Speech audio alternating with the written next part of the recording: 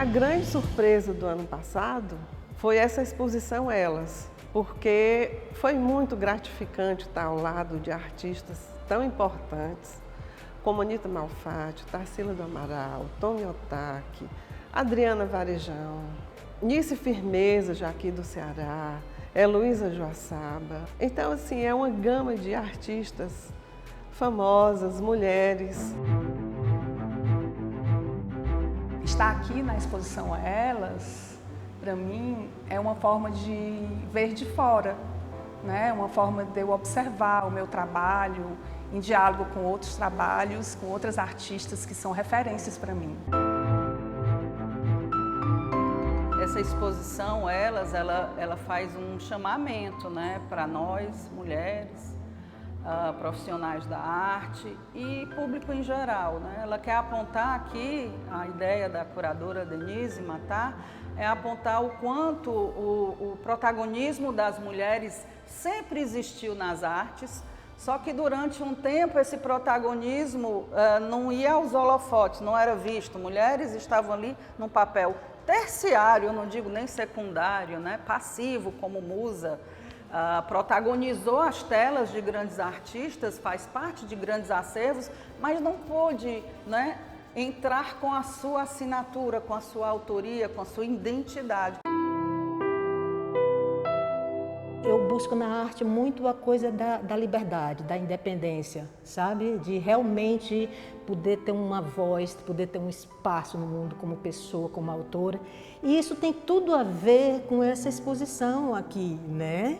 Que chamou de musas a autoras, né? É uma exposição só de mulheres e que realmente eu acredito que na arte é onde mais o feminismo pode se lançar inteiro, pode se manifestar com toda força, porque é onde a gente pode realmente ser livre e ter uma voz sem estar competindo com ninguém.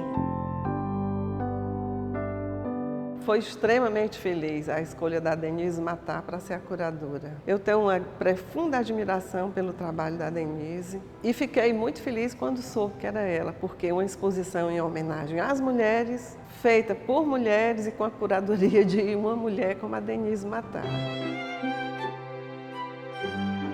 As artistas escolhidas, porque aqui nós temos artistas de renome internacional, como a Anita, a Tomi Otaki, e também foram inseridas as artistas locais, que eu acho é um trabalho belíssimo da Unifor, a valorização da prata da casa, né?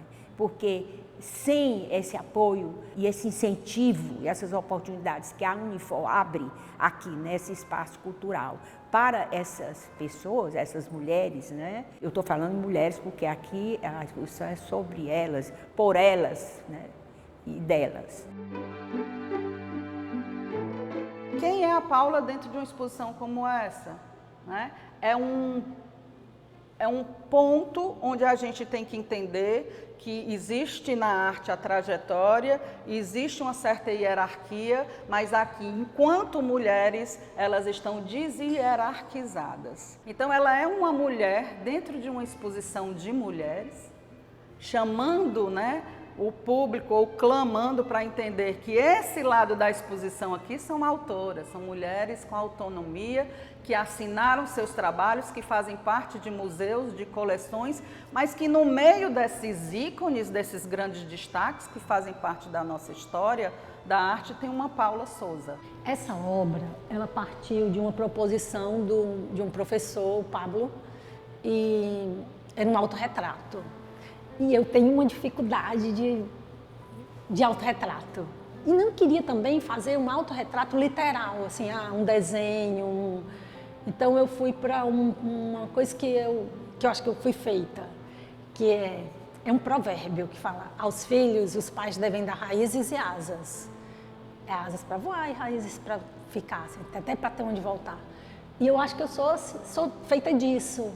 E aqui é essa raiz e asa, é o que eu pensei para me mostrar, assim, como eu podia falar de mim, entendeu? Assim, é dessa forma que eu me vejo, assim, livre, mas eu sei onde eu tô, eu tô aqui, sou pé no chão. Essa escultura que é em ferro pintado. Foi de uma produção de 2017, 2005, 2017, 2006, 2017 que eu estive trabalhando com ferro, montei uma serralheria, inclusive, tudo.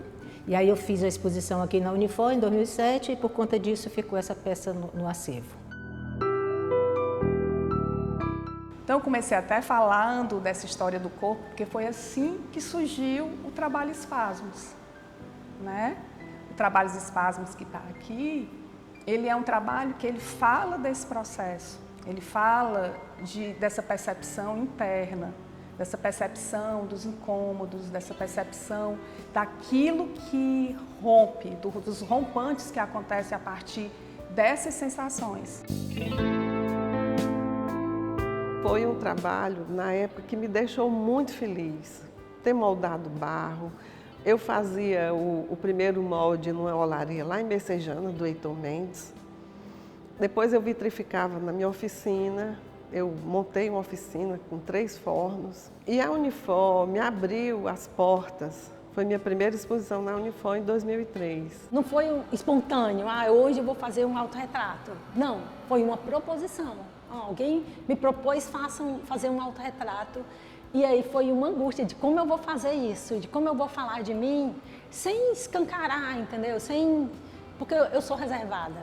Então, assim, como eu vou fazer isso de uma forma que seja bem eu mesmo, sutil e mínima também, assim. Não podia ser nada exuberante, porque não sou também exuberante. Então, eu queria que fosse eu. O processo foi esse, assim, foi angustiante, mas foi prazeroso também. Que a gente vê leveza, não é? A gente vê dança nessas figuras dançantes, né? A gente vê envolvimento, liberdade, né? E ao mesmo tempo a gente vê pé no chão, fincagem, né?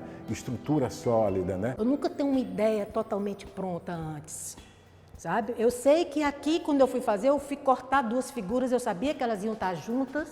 Eu fiz outras nessa mesma temporada aqui, que eram abraços, sabe? Essas, quando eu pensei em fazer para ser mais alta, eu disse que eu vou colocar eles dançando. Mas eu nunca tenho a ideia totalmente de como elas vão ser. Então, o movimento, depois que eu cortei, o movimento eu fazia depois. E quando eu estava fazendo, é que eu vi, e pintando de branco e preto, que eu vi, isso é um desenho em pé. Eu estou levantando meus desenhos, eu estou dando movimento ao meu desenho. Essa obra da cor que eu acho belíssima, riquíssima tanto na concepção artística como a peça em si, como ela foi feita, e também dos significados, né? Que, como ela disse, é uma índia, Iracema, né? Com o curumim, o filho, né, Moacir, e ela está aqui. Ela está com a fisionomia serena, mas muito altiva. Ela é altiva. Você olha para ela, é altiva. Eu tentei em vários materiais. Eu tentei em argila, eu tentei em papel. E eu fui experimentando. Os primeiros foram em papel, porque era mais fácil de dobrar. E tinha essas limitações técnicas, assim, da dobradura. E eu achava, na minha inocência, que como eu era artista, eu tinha que estava estudando, hein, gente? Eu tinha que só eu colocar a mão naquela obra. Eu tinha muito isso. Assim, antes, no começo, quando eu estava aprendendo, eu achava que só o artista podia ser o dono daquela obra. Que se alguém mais mexesse, aquele trabalho não era mais meu. É da sensação que parte o meu trabalho. É da observação, da sensação, das percepções, do que incomoda. Então é a partir dessa observação que surge o meu trabalho. Aliás, na verdade, surge a minha forma de criar. Posso dizer que a Ana Cristina vem se firmando como uma artista pesquisadora, muito comprometida com a experimentação e com a reflexão. Isso sem perder de vista a natureza sensível do seu trabalho. Eu resolvi, a partir da leitura da Pedra do Reino e do meu contato com Ariano Suassuna, seguir espontaneamente o movimento armorial. O meu trabalho já tinha essa identidade por eu ter minhas raízes no sertão, eu nasci no sertão. Eu vim morar aqui com 7 anos, mas eu passava as minhas férias no sertão dos Inhamuns, precisamente em Parambu. As minhas origens sertanejas sempre afloraram muito para a arte. Então, assim, sempre isso volta. Ela continua nessa multiplicidade de criações de artes plásticas, mas sem fugir das raízes. Os temas estão ali, os temas são da nossa cultura nordestina. Eu sou uma curiosa visual, presta atenção, assim, eu acho que eu tenho esse olhar de viajante para o mundo, assim, sabe, de estrangeiro, então tudo me arrebata. Eu lembro, assim, vou falar uma coisa interessante, que quando a gente começou a estudar arte e a gente foi para a arte contemporânea, eu tinha preconceito, assim, porque eu não entendia. A arte contemporânea, muitas vezes, ela é incompreendida. E eu tinha muito isso, assim, eu tenho um professor que é amigo hoje, que é o Jared, e ele fala assim, nossa, que tinha trabalho com essa menina na arte contemporânea, e tinha mesmo. E hoje eu entendo, assim, que eu respeito, você não é obrigado a gostar, mas você tem que respeitar, entendeu? Tem que respeitar, porque atrás daquele trabalho tem uma pesquisa, tem uma pessoa que se dedicou, então, assim, e tem um trabalho que você pode não gostar, tá tudo bem, mas você tem que respeitar e tentar entender aquele trabalho. Na verdade, assim, na época eu ainda estava na faculdade e Herbert Rollin, né, era meu professor e tínhamos assim a oportunidade de fazer várias experiências. Então eu experimentei vários materiais, até um pendão de palmeira, né? E aí até que surgiu a ideia do arame, do ferro e os tecidos. O meu trabalho ele vai buscando materialidades e linguagens que deem conta daquilo que surge, entende? Então assim, o processo criativo ele tem um caminho que se repete. Tanto na cerâmica, como na pintura, como no desenho, como na gravura, uma coisa que eu privilegio muito e que eu busco muito é o movimento, exatamente. Então, as minhas figuras têm muito a forma de beijos, de abraços, de dança de mão. Adoro desenhar a mão e fazer, porque olha a enormidade de coisas que você pode fazer com a mão, que você pode representar. Então, a Ana ela tem um potencial de invenção em que ela traz toda uma parte, digamos, até numa evocação espiritual, numa projeção, digamos assim, do íntimo dela, dessa riqueza, né, desse mundo interior dela e dessa inquietação que ela vai colocando, tanto no desenho, né, na pintura, nas esculturas, e perpassa-se essa relação que, se nós formos estar diante de uma individual dela, nós vamos ver essa coerência também, uma coerência de libertária. Esse olhar de vida, eu trago muitas lições assim da arte. Eu tenho uma frase que é restringir para criar potência. Para mim, a gente vai restringindo às vezes um material, restringindo para aquilo ali, para acontecer alguma coisa. E eu trago para a minha vida, assim, hoje eu restringo muitas coisas para que o que fica ser potente mesmo, de fato, entendeu? E outras, assim, de olhar as coisas de perto e às vezes ter que se afastar. A gente vê isso numa pintura, por exemplo, que você está pintando, às vezes você fica tão obcecada e que você não consegue mais nem enxergar. Então, se distancia, deixa quieto e daqui a pouco volta que você vai resolver algum problema que ficou ali, que você não conseguiu resolver naquela hora, com aquela angústia que estava. A Paula pensa muito tridimensional, né? Dentro da faculdade, a Paula sempre se destacava assim, nesse lugar de, não vou para a pintura, não vou para o bidimensional, eu quero experimentar o 3D, a tridimensionalidade e os materiais, né, possíveis dentro dessa lógica da escultura, desse viés escultórico. A minha paixão foi a cerâmica.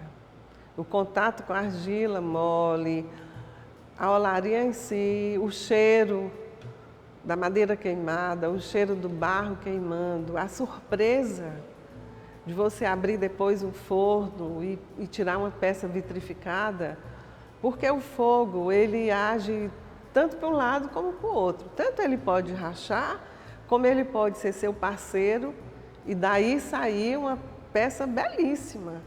Então, assim, é muito incerto. Tem uma ligação com os espaços-tempos da própria vida, do cotidiano, do dia a dia. Isso sob a perspectiva do universo feminino. Meu trabalho ele vai buscando materialidades e linguagens que deem conta daquilo que surge, entende? Então, assim, o processo criativo, ele tem um caminho que se repete.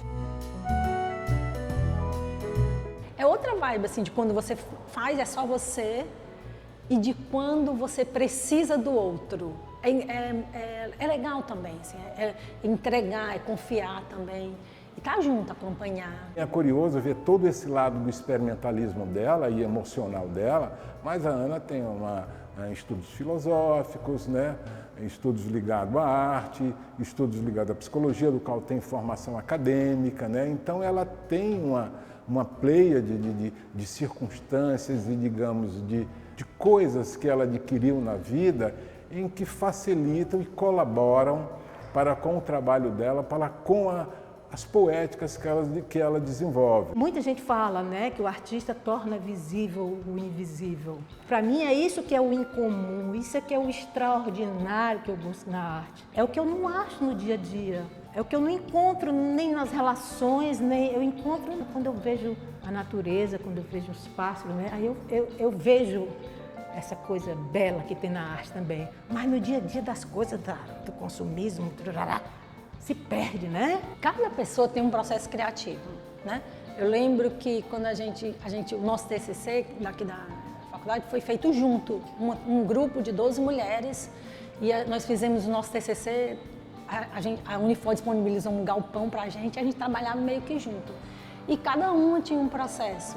Muitas pessoas começam da pesquisa, pesquisam e no final termina com um objeto, às vezes com um artigo. Como eu disse, a arte é um processo, não tem que ser um objeto que você entrega. Eu preciso mergulhar, eu preciso realmente aguentar sentir. Na verdade, eu digo muito esse trecho, para mim é muito assim forte, porque é nesse aguentar sentir que o meu trabalho surge. Eu não vejo separação entre arte e vida. Para mim está tudo junto. A criação, ela faz parte do meu dia a dia, do meu cotidiano, da forma que eu me percebo no mundo, na forma que eu me coloco, mas eu me coloco de verdade. Então, assim, a busca dessa minha verdade, da minha história, né? A busca dessa compreensão também de memória, dessa compreensão que tudo que está aqui dentro parte de